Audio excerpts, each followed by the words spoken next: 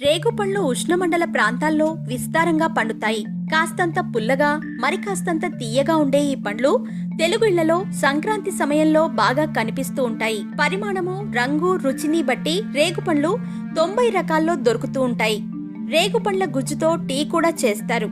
వీటితో పచ్చళ్ళు, వైన్ కూడా తయారు చేస్తూ ఉంటారు.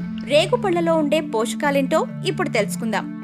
రేగుపళ్లలో చక్కెర, పిండి పదార్థాలు ఎక్కువగా లభిస్తాయి.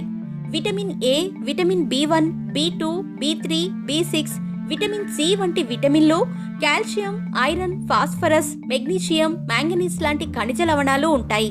ఆరోగ్య లాభాలు: రేగుపండ్లు అజీర్తికి మంచి ఔషధంగా పనిచేస్తాయి. కడుపులో మంట తగ్గడానికి, కండరాల నొప్పి తగ్గడానికి ఉపయోగపడతాయి. జుట్టు పెరుగుదలకు, కాలేయ సమస్యల నివారణకు బాగా దోహదపడతాయి.